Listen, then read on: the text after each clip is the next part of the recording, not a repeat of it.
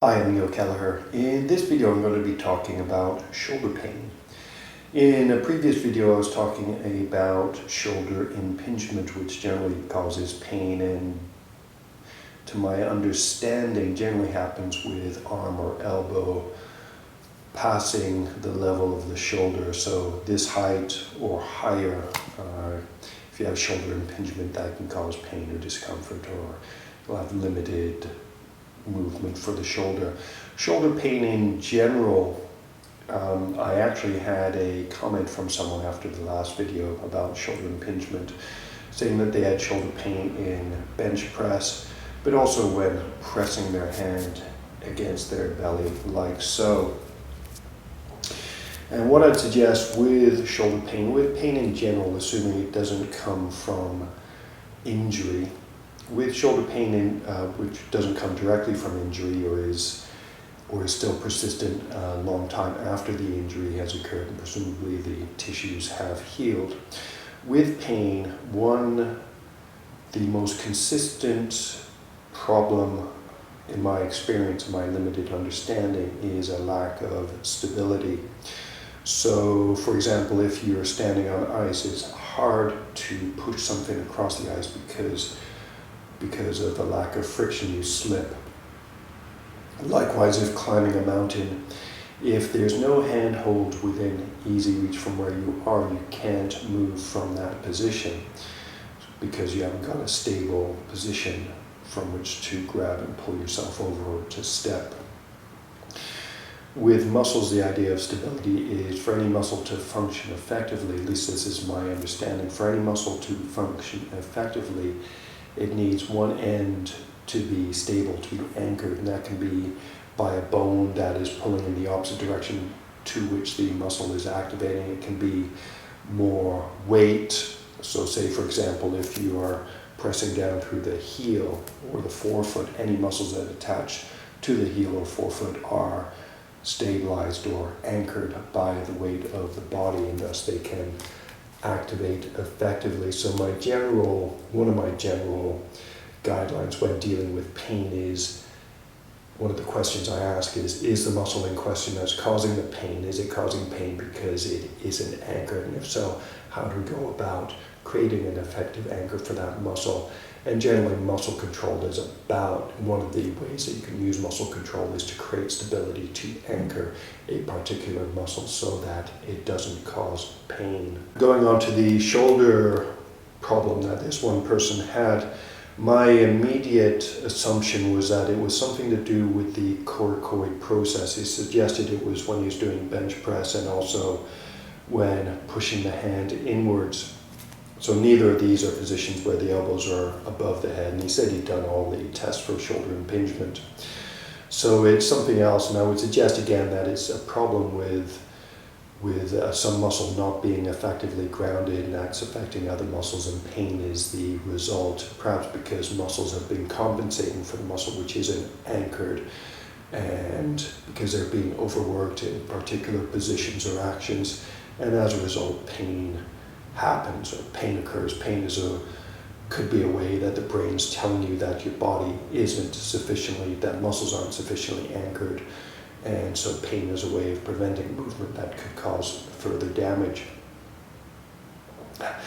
I'm sure that's totally wrong, but that's my understanding, and that's what I use to fix problems with pain. But anyway, my first thought with this particular problem is a problem with the pec minor not anchoring the coracoid process. And what the heck is that?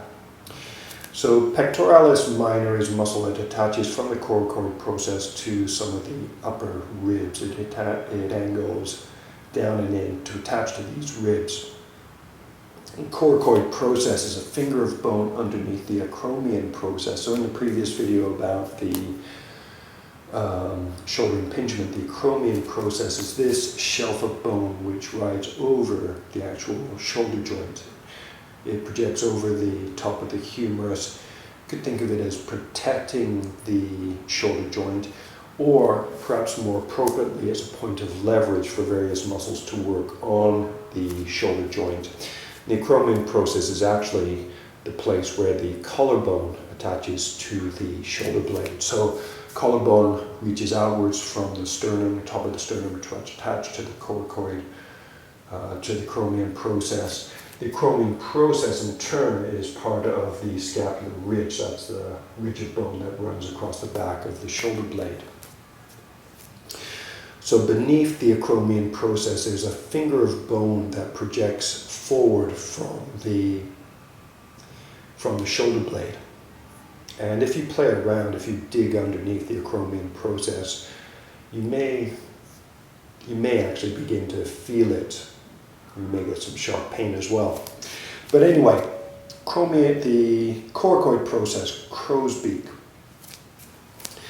The pectoralis minor attaches from it, runs down to the ribs, but in turn from this crow's beak, coracoid process, there are two muscles. One of them is the the name that I was trying to think of was coracobrachialis. That's a muscle one of the muscles that attaches from coracoid process to the midpoint of the humerus, and the other muscle is one of the heads of the biceps. The arm biceps attaches there and runs down, attaches below the elbow.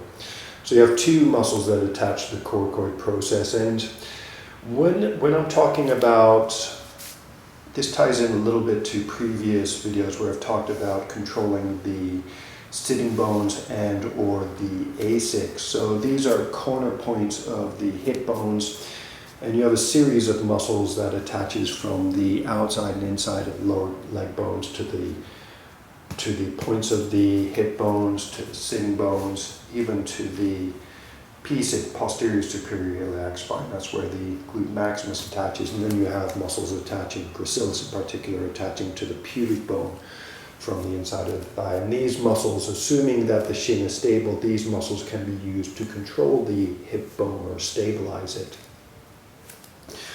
So with the shoulder blade, which is a lot more flexible and mobile than the hip bones, the edges of the shoulder blade or points of connection can be important points of leverage for either moving the shoulder blade relative to the rib cage or stabilizing it in particular positions so that you can use the arm with strength, so you can apply strength via the arms.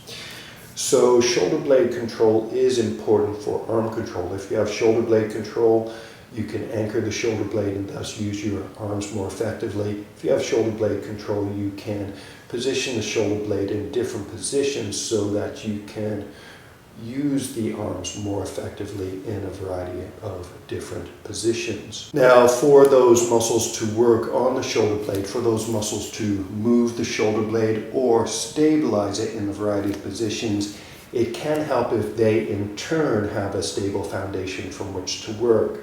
And the bulk of those muscles attach to either the ribs, the cervical spine, maybe even the base of the skull in the case of the trapezius muscle, but also to the cervical spine, thoracic spine, possibly even the lumbar spine. And if you consider the latissimus dorsi actually attaches to the gluteus maximus, going a bit far ahead of myself there. But in general, for the shoulder blade muscles to work, for the shoulder controlling muscles to work, they need a stable foundation from which to work, and that can mean stabilizing or anchoring the rib cage and the spine in various positions so that those muscles can work effectively. So going on about the rib cage, one of the ideas with the rib cage being a flexible structure, but also one that can be stabilized in a variety of positions, one of the important ideas about the rib cage is the reason we have it is not so much for protection, though that can be an important side benefit. The reason we have a rib cage is so that we can use our arms more effectively. When the rib cage is, so turtles have shells, for example. One of the reasons that turtles develop shells is to give their arms more power for digging. And the shell is a stabilized structure. So you can imagine with the shell, with muscles anchored by the shell, they can use their arms more powerfully to dig. And nowadays it might not be true, it might have evolved into other things besides using the arms for digging or perhaps even for swimming. But the idea is that it developed for that reason. And we don't have a solid rib cage, we have a relatively flexible rib cage, and what that means is we can use the shape of our rib cage so that we can use our arms in different ways. So depending on how you position or shape the rib cage may affect the ability to use your arms and position your shoulder blades in different positions so that you can use your arms with strength. So one idea, so I suggested that with bench press, if you get pain while bench pressing or say while pressing your hand into your belly like that, my first thought based on my own understanding is that it's something to do with the coracoid process. The coracoid process isn't being anchored, so that affects the ability for either the coracoid, coracobrachialis, or the biceps to activate.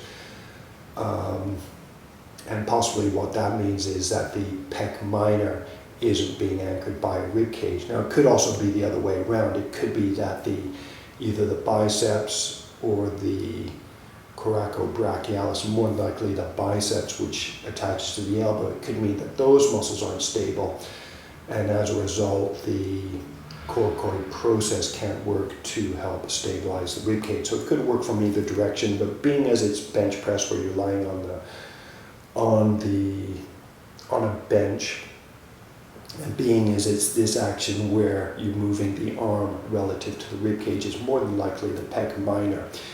And pec minor, because the pec minor isn't pulling down on the coracoid process, the bicep and the coracobrachialis don't have a fixed foundation from which to work effectively, and that could cause shoulder pain.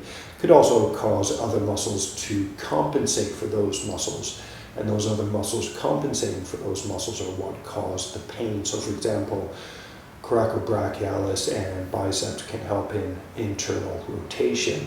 Maybe the external rotators aren't functioning properly, or because those muscles aren't providing internal rotation, the external rotators can't work effectively, so other muscles are coming into play to help compensate for that, especially during bench press where you have to deal with more weight. And in general, the more weight you're dealing with, the more the body as a whole has to work together in an integrated fashion. And so with, say, moving towards more flexible positions or dealing with more weight, that's when you get pain. So what can you do about all that if you have shoulder pain? So one simple fix, starting with the rib cage, to get pec minor activation, or to see if this is the case, what you can do is try pulling your front ribs down. If you pull your front ribs down, you could then try an action like this, moving your arm back, and notice the position of my palm's facing back and out. So with the ribs down, I'm focusing on the coracoid process here, using this to pull the top of the shoulder down towards my ribs. You can try that on both sides, pull the ribs down, do the same action. So that could be one way of activating pec minor. It's not really relevant to bench press yet, or this action, but it's a way of getting in contact with the pec minor. Another action that you can do is with the chest lifted, but with a downward pull on the ribs. So with the chest, so you can use the abs to pull the ribs down, anchor the ribs, and then pull down on the coracoid process. Something else you could do is with the chest lifted, you can use your back muscles to create a downward pull on the backs of the ribs. You can then use your abs to create a downward pull on the front of the ribs. So even though the rib cage the chest is lifted, you can still create a downward pull on the front ribs, and that can still be used to anchor the pec minor. So from this position, what you can do is try pulling down on the coracoid process in this way. So sort of an inward and downward pulling of the shoulders. See if you can get that action. You can try with the chest lifted again, even higher, but still with a downward pull on the front ribs. Try and use the pec minor, or you can go down into this position and again pull down on the pec, pull down with the pec minor. If you get any imbalances between the sides, so say if your left side is the painful side, you can use a mirror, or you can just go by it. You can use a mirror initially, notice a difference, and I'm not saying mine are perfectly symmetrical.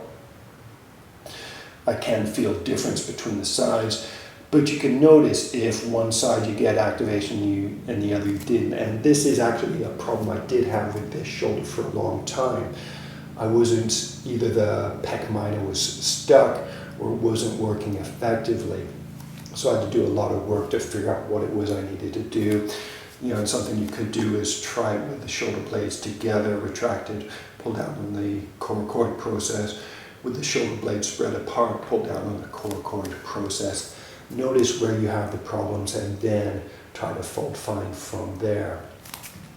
Maybe a better word is experiment. Experiment from there, see what you can do. Now another quick trick you could do, so before going too deeply into pec minor activation, something else that you could do in the downward dog video I talked about, forearm rotation. So with the forearms rotated outwards relative to the elbow, you can feel elbow tension. So something you can practice, externally rotate, notice tension in the elbows, relax, externally rotate, relax, externally rotate, and then do the opposite, internally rotate. And here notice any tension in the forearms, not so much at the elbow, but you may get some arm tension. So something else you could do, so using those two tests as an example, could try, once you have a feel for both of those, you can stiffen the elbows. Should have just said go like that, but you can stiffen the elbows and then try pushing your hand into your belly. Try it with different hand positions. See if that helps your shoulder. Likewise, doing a bench press, you can stiffen the elbows, stiffen against rotation. Try to keep that stiffness while you're doing the bench press. Obviously, you're limited by the hand grip, but you can try stiffening your elbows, moving them out or in. So out or in, depending whether you're doing an elbows close bench press or an elbows out to the side. Maybe vary the grip, even focus on using your fingers, so rather than just having your palm flaccid on the bar, activate your fingers while you're holding bar. So whether you're holding the bar like that with the thumb underneath or like that, try to make your fingers strong, your palm, wrist, and then from there the elbows while you're doing the bench press. See if that alleviates any pain while doing the bench press. And likewise, when doing this test where you get the pain, see if that helps. See if that helps. Focusing on the other end of the coracoid process of stabilizing the coracoid process from the rib cage, one of the things you can do when lying on a bench preparing, you could try lifting your chest, which probably isn't going to help, but again, you can try lifting the chest. Maybe, so one other idea with muscle control, so talk mainly about stabilizing. So pulling the ribs down first, or creating a downward pull on the ribs and then pulling the coracoid process down. Another problem that muscles can have is lack of operating length. So instead of creating stability, what you may need to focus on is creating length, the desired length for muscle to focus, to activate. So with the pec minor, if the shoulder is forwards and the pec minor isn't activated, it may be too short to activate effectively. So something that you could do is maybe retract the shoulder blades so that the pec minor has a bit of stretch, so then it can activate effectively. So I'm going over a variety of options because my expectancy is that you can, if you're experiencing shoulder problems, is to give you a variety of things that you can experiment with, see which option doesn't cause pain or alleviates any pain problems. That's basically the approach I use when dealing with pain in my own body. So if you're doing a bench press, one thing you could do if you're in the starting position, and ideally do this with lightweight, but if you're in the starting position, you could try things like maybe lifting your shoulders, and actually that's something else. So another way that you can give pec minor length is if you lengthen your neck, pull your shoulders up slightly. So by pulling your shoulders up relative to your rib cage, you're creating length of the pec minor. So in a position with the arms like this, which is sort of the position in the bench press, what you could do, lengthen the neck, lift the shoulders away from your rib cage. maybe push up as well because you're pushing the bar. So this kind of action might be enough to give your pec minor enough length that it can stabilize the coracoid process. You may need to create a downward pull on your ribs as well, and then from there see if you can keep those actions while doing the bench press. And again, what I'd suggest, do this with very light weight initially, then gradually ramp up the weight to see where you lose, where this technique loses effectiveness. Because sometimes what you may notice is above a particular weight is when you get shoulder pain. So these are some of the options I would suggest playing with for dealing with shoulder pain, say while doing the bench press. Something else that you could do what you could try doing to try and figure out the cause of this problem is doing dumbbell bench press. So again, with very light weight, what you can try doing, notice the position of the rib cage on your good side. How do you position it if you can feel it? Is it slightly turned towards the hip or away from the hip? Is it slid one way or the other? Are the front ribs lifted or descended? Are the back ribs lifted or descended? From there, what's the position of your neck? When you do the bench press, do you tend to tip your neck to one side? Is your neck flaccid or is it long? And even if it is long, do you get any imbalances between the sides of the rib cage, between the sides of the neck, even between the sides of the thoracic spine? So for myself, what I had was this side, spinal erectors tend to be more active, this side less so. And that's one other thing that you could practice that may be of help. If you know how to lift your front ribs, try creating a downward pull on your back ribs. So not just bending the spinal vertebrae backwards, create a downward pull on your back ribs. Try to get a downward pull on these back ribs, but also on these back ribs, and try to make it even. And that's something else that, because it helps to anchor the rib cage, even though it's causing the front ribs to move up, what it may be doing is, because both sides here can activate, your abs can activate, both sides can work together to help stabilize your rib cage in whatever position you like. And then you can experiment with different amounts of chest lift while you're doing a bench press to see if any of these variations help you to do the bench press without pain. You can do the same thing with this. Try lifting or lowering your chest, but making it strong, stable in each position, seeing if that helps. This action helps you to do it without pain.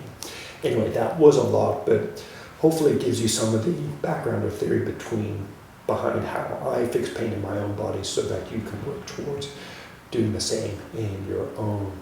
I do hope this was helpful. Thank you very much for watching. Namaste.